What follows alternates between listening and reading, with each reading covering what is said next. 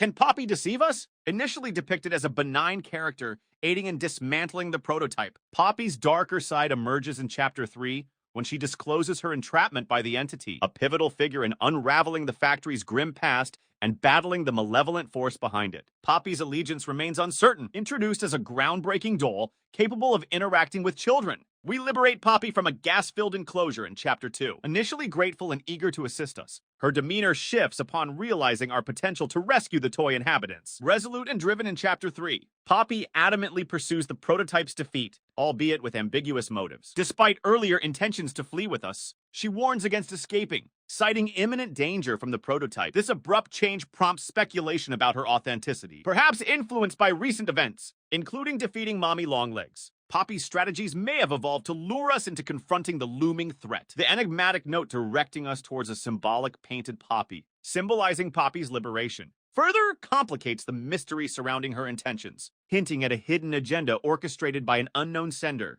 It's interesting to contemplate how they even knew we're alive after the Hour of Joy specifically sent the letter us. But that a theory for another time. Regarding Poppy's desire to be, perhaps they did because they knew she was a mastermind with a plan to defeat the prototype right from the start. Consider this, in Chapter, when Poppy's attitude changes, her sinister tone almost sounds like someone in control. Directing us in a dominant manner, she seems to establish her authority, making it clear that we can only do what she wants us to do. Notice how she doesn't seem concerned about our safety or our reason for returning to the factory. It's a stretch. But some of the toys seem to recognize Poppy's power. Kissy immediately backs down after pouncing on us because Poppy says so. Dog Day refers to us as Poppy's angel, indicating we're working with her, but as her subordinate, painting Poppy as a kind of deity, similar to how Catnap views the prototype. Although the toys aren't building shrines to Poppy or praying to her for salvation, Poppy might have a reputation throughout the factory as an authority figure. However, does this mean Poppy is actually evil? Could she have bad intentions? Apart from possible lying and belittling dialogue,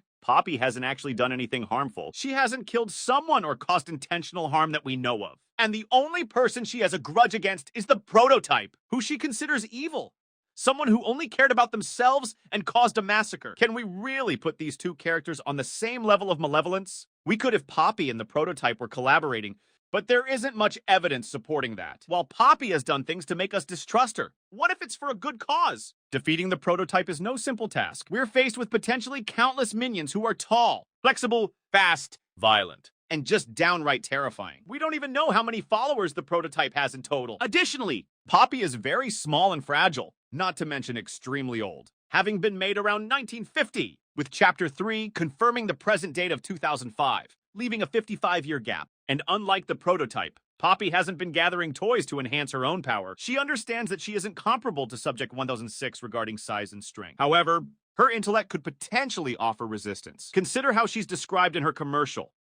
You're about to see the most incredible doll ever invented. Her name is Poppy, and she is the first truly intelligent doll in the world. A little girl can talk to her. Poppy gives her answers. She is the first doll actually able to have a conversation with a child. While this is clearly referring to advanced technology surpassing that of the 1950s, it does make a valid point. Poppy isn't naive, and she knows what she's doing. Researchers at the Playtime Labs devoted time, money, and energy to perfecting Poppy and her intelligence. She can problem solve, communicate, devise plans, and think independently. If there's a toy that could come close to matching the intelligence of the prototype, it's arguably Poppy. What then is her role during the Hour of Joy? After sharing the last VHS tape of the game, Poppy remarks, I remember hearing every moment of it. It went on so long, so agonizingly long. They tried to hide, to run, anything to stay alive. I remember their cries. What's going on? Why is this happening? What are those things? Senseless slaughter, that's all it really was. But how could Poppy have heard the screams or run if she was confined in her case? We cannot be certain when Poppy was trapped during the Hour of Joy.